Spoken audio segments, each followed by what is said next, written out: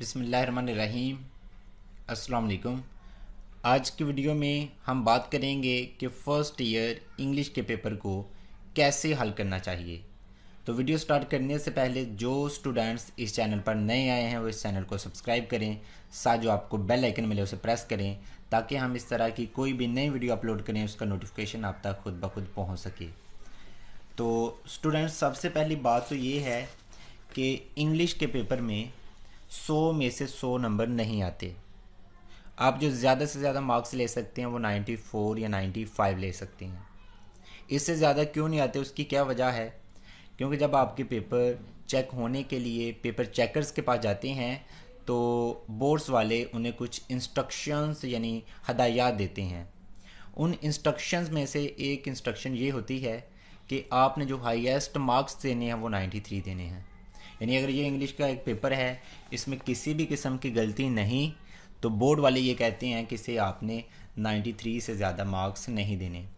अगर बहुत ज़्यादा कोई आउटस्टैंडिंग पेपर हो तो उसे पेपर चेकर 94 या 95 देता है।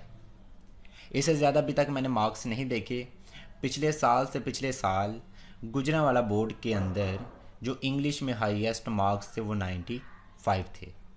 तो यही समझ लें कि अगर बहुत ज़्यादा आपने आउटस्टैंडिंग लिखा है, उसमें किसी किस्म की गलती नहीं, तो फिर आपके 94 या 95 आ सकते हैं। आम तौर पर जो ज़्यादा मार्क्स आते हैं वो 91, 92 या 90 तक आते हैं। 93 तक मोस्टली आते हैं जो हाईएस्ट होते हैं। 94 या 95 समझ लीजिए आखिरी हद होती है। तो आज हम बात करते हैं कि हम किस तरह पेपर हल करें तो 95 तक जा सकते हैं। ये आपका एक बोर्ड का पेपर है, उससे आपको बताता हूँ कि कौन कौन सी चीज़ें होती हैं पेपर में और उनके कितने मार्क्स होते हैं और किस तरह उसे सॉल्व करना चाहिए। 20 नंबर के आपके बोर्ड के पेपर में एमसीक्यूज़ होंगे और जो आपका सब्जेक्टिव होगा उसके 80 मार्क्स होंगे। इसमें क्वेश्चन नंबर 2, 3 और 4 ये आपके शॉर्ट क्वेश्चंस हैं। इन्हें सॉल्व करने का एक ही तरीकाकार है। तरीकाकार क्या है? आगे उन्होंने खुद एक कंडीशन दी है कि आपका आंसर 3 से 5 लाइंस के दरमियान होना चाहिए। अगर इससे कम हुआ तो फिर आपका एक नंबर काट लिया जाएगा। अगर एक बच्चा किसी क्वेश्चन का आंसर एक लाइन या 2 लाइंस के अंदर देगा, उसका एक नंबर काट लिया जाएगा। हाँ, कुछ ऐसे क्वेश्चंस होते हैं जिसमें किसी का नाम पूछ सकता है या जिसका आंसर हो सकता है हो ही एक लाइन, फिर उसका नंबर डिडक्ट नहीं किया जाएगा। ठीक है, लेकिन आम जो रेगुलर कोई क्वेश्चन है उसको आप एक लाइन में या 2 लाइंस के अंदर उसका आंसर देते हैं, फिर आपका एक नंबर डिडक्ट किया जाएगा। मसलन चलिए आपको बताता हूँ किस तरह करना चाहिए। जैसे ये एक टेस्ट है, इसने यहाँ पे लिखा है क्वेश्चन नंबर 2, इसका पार्ट नंबर 2 सॉल्व करना है। यहाँ पे आप हम देखते हैं क्वेश्चन नंबर 2 का पार्ट नंबर 2। अब देखें, आम ये एक रेगुलर क्वेश्चन है। अगर इसका आंसर एक लाइन या 2 लाइंस में हुआ तो फिर एक नंबर काट लिया जाएगा। तो देखें, इसमें बिल्कुल परफेक्ट लिखा है 3 से 5 लाइंस के दरमियान होगा तो इजीली आपको 2 नंबर मिल जाएंगे। ये यहाँ पे इसका आंसर कंप्लीट हुआ है। आगे उसने किया पार्ट नंबर 1, ये पार्ट नंबर 1 नॉर्मा वाला। तो ये आम रेगुलर है तो इसका आंसर 3 से 5 लाइंस तक होना चाहिए। ठीक है, तो उससे आगे वाला ठीक है। देखें, कोई भी आप क्वेश्चन देख लें 3 लाइंस तक जा रहा है, 3-4 लाइंस तक। तो शॉर्ट क्वेश्चन का आपको तरीका अगर बता दिया है, तीनों का एक ही है। आगे जो प्लेस के क्वेश्चंस हैं उसी तरह पोएम्स के जो हैं सेम वही तरीकाकार है। जैसे यहाँ से ये स्टार्ट होता है क्वेश्चन नंबर 3, ये प्लेस के क्वेश्चन, ये देखें यहाँ से ये स्टार्ट हुआ है तो मिनिमम कितना होना चाहिए? 3 लाइंस तक होना चाहिए, 3 लाइंस तक होना चाहिए।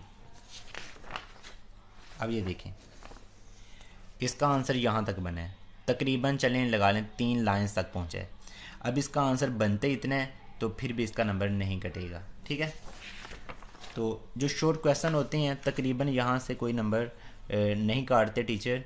अब इंस्ट्रक्शंस के मुताबिक टीचर को क्या कहा जाता है कि कहाँ से आपने नंबर काटने हैं वो आपको बताता हूँ। शॉर्ट क्वेश्चन का तरीकाकार बता दिया है कि जैसे ये पोएम्स के हैं, देखें बिल्कुल परफेक्ट आंसर बन रहा है। ये देखें कोई ऐसा आंसर नहीं जिसका आंसर एक लाइन या दो लाइन तक हो, 3-4 लाइन तक है। हाँ, ये जो ट्रांसलेशन होती है इंग्लिश को, जब आपने ट्रांसलेट करना है उर्दू में, यहाँ से 2 नंबर काटे जाते हैं। जो इंस्ट्रक्शंस होती हैं उसमें ये होता है कि आपने हाईएस्ट जो मार्क्स देनी है ट्रांसलेशन यानी उर्दू तर्जमे के, आपने 13 देने हैं। तो जब ये टीचर चेक करेगा, अगर बिल्कुल ठीक हुआ फिर भी उसने 13 नंबर लेने हैं। उसके बाद आए 1 नंबर यहाँ से काटा जाता है एक्सप्लेनेशन। एक स्टैंजा दिया जाएगा तो 5 नंबर इसके होते हैं, यहाँ से वो 4 देगा, एक्सप्लेनेशन का 1 नंबर काटेगा। उसके बाद पंक्चुएशन, इसमें भी कोई नंबर नहीं कटता। उसके बाद पेयर ऑफ वर्ड्स, इसमें भी यानी पूरी आ जाती हैं। उसके बाद एप्लीकेशन या लेटर, इन दोनों में से कोई एक कर सकती हैं, इसके 10 नंबर होते हैं, 2 नंबर यहाँ से काटे जाते हैं। अगर बिल्कुल आप सही लिखते हैं फिर भी उसने 2 नंबर काटने हैं। उसके बाद 2 मोरल स्टोरीज़ आपको देगा, कोई एक आपने करनी है, यहाँ से भी 8 नंबर देगा। 2 नंबर यहाँ से, 2 यहाँ से, 4 और 2 ये ट्रांसलेशन तर्जमे से काटेगा, 6 और 1 यहाँ से 7। जब उसने हाईएस्ट मार्क्स देने हों यानी 94 या 95, फिर वो ट्रांसलेशंस में से 14 देता है, एप्लीकेशन में वो 9 देता है। या एप्लीकेशन में अगर 8 देगा, कभी कभार ये करते हैं वो क्वेश्चन नंबर जो 7 है एक्सप्लेनेशन, यहाँ से वो 5 दे देता है जब उसने हाईएस्ट देनी हो, 95 देनी हो। ये एक्सप्लेनेशन कितनी होनी चाहिए? ये 7 से 8 लाइंस तक होनी चाहिए। ये लिखी है, ये समझ लें बहुत ज़्यादा आउटस्टैंडिंग की है। रेफरेंस, कंटेक्स्ट, उसके बाद एक्सप्लेनेशन, ये समझ लें कि आउटस्टैंडिंग लिखा है। अगर इसमें किसी भी किस्म की गलती ना हुई तो अगर टीचर हाईएस्ट से मार्क्स देगा तो वो पूरे 5 देगा।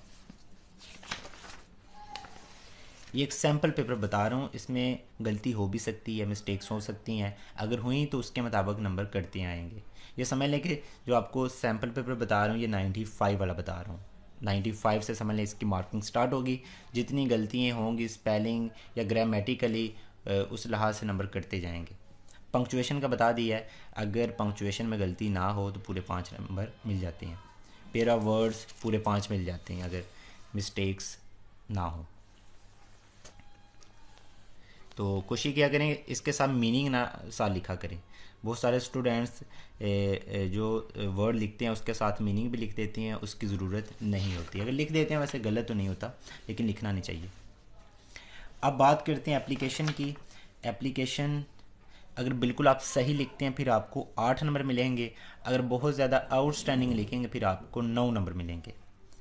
एप्लीकेशन या लेटर दोनों में से जो दिल करे वो कर सकते हैं, लेकिन एप्लीकेशन ज़्यादा बेस्ट है। अब कितनी लिखनी चाहिए? यहाँ से स्टार्ट होता है द प्रिंसिपल, गवर्नमेंट, कॉलेज। अच्छा, इसके 4 नंबर होते हैं ऊपर, और लास्ट पे जो आप लिखते हैं योर्स ओबीडियंटली XYZ और साथ डे लिखते हैं, इसके 4 नंबर। और मेन जो उसकी बॉडी होती है उसके 6 नंबर होते हैं। अब ये कितना लिखना चाहिए? अब यहाँ से स्टार्ट हुआ है, अगर आपको 8 नंबर उसने देने हैं तो कैसे लिखेंगे देगा। यहाँ से अगर आप स्टार्ट करते हैं, ठीक है, ये पेज कंप्लीट, और ये आप अगर हाफ़ कर देते हैं, समझ यहाँ तक आप करते हैं, वो आपको 8 नंबर देगा। अगर बहुत ज़्यादा आप आउटस्टैंडिंग लिखते हैं, यानी ये देखें इसने कंप्लीट पेज किया है, ये समझ ले आउटस्टैंडिंग लिखती है, तो अब इसको 9 नंबर वो मैक्सिमम देगा। लेकिन याद रहे कि उसने 10 नंबर नहीं देने। उसके बाद जो स्टोरी है, स्टोरी में वो देते ही 8 है। अच्छा, ये मोरल स्टोरी यहाँ से स्टार्ट हुई। अब कितनी इसकी लेंथ होनी चाहिए? ये कंप्लीट पेज और एक हाफ़ होना चाहिए। अगर ये हाफ़ लिख देते हैं इजीली आपको 8 नंबर मिल जाएंगे। लेकिन जो आउटस्टैंडिंग लिखते हैं, ये आउटस्टैंडिंग लिखा है। आउटस्टैंडिंग का फ़ायदा ये होता है अगर कहीं से कोई स्पेलिंग की कहीं से मिस्टेक हो फिर भी वो आपको 8 देगा। लेकिन अगर आप एक पेज और एक हाफ़ लिखते हैं, यानी एक कंप्लीट पेज और एक हाफ़, अगर कोई वहाँ से कोई गलती होगी उस लिहाज से वो मज़ीद नंबर काटेगा। 8 तो पहले ही आपको मिलने हैं, जितनी गलती होंगी उसके मुताबिक वो नंबर काटेगा, 6 या 7 देगा। आम जो देखें ना स्टूडेंट्स एक सिंगल ही साइड पे लिख देते हैं, उनको आम तौर पर 5 नंबर दिए जाती हैं। अक्सर स्टूडेंट से ये सुना है कि जितनी वो उम्मीद लगाए बैठे होते हैं इंग्लिश में हमेशा उससे कम ही नंबर आते हैं। उसकी वजह मैंने बता दी है कि आम अगर एवरेज स्टूडेंट जितनी वो एप्लीकेशन या स्टोरी लिखते हैं वो एक ही पेज लिखते हैं, उस लिहाज से एप्लीकेशन से भी वो 6 नंबर देता है, और जो ये स्टोरी मॉडल स्टोरी होती है वो 5 नंबर देता है। तो इस वजह से आपके नंबर जितनी उम्मीद होती है उससे कम ही आते हैं। ये मॉडल लाजमी लिखा करें, इसके 2 नंबर होते हैं, ठीक है। अगर ये आपको पेपर चाहिए तो इसी वीडियो की डिस्क्रिप्शन को आप देखें, वहाँ पे मैंने एक फ़ेसबुक पेज का लिंक दिया है, उसे आप ओपन करें, उसे फॉलो और लाइक करें, वहाँ पे ये आपको पेपर मिल जाएगा। तो फेसबुक पेज पे अक्सर मैं बच्चों के पेपर्स अपलोड करता रहता हूँ, कोई नोट्स हों वहाँ पे कोई ना कोई चीज़ अपलोड करता रहता हूँ, आप उसे फॉलो कर लें। तो उम्मीद करता हूँ आज की वीडियो आपको अच्छी लगी होगी। अगली वीडियो तक के लिए अल्लाह हाफिज़, थैंक्स फॉर वॉचिंग।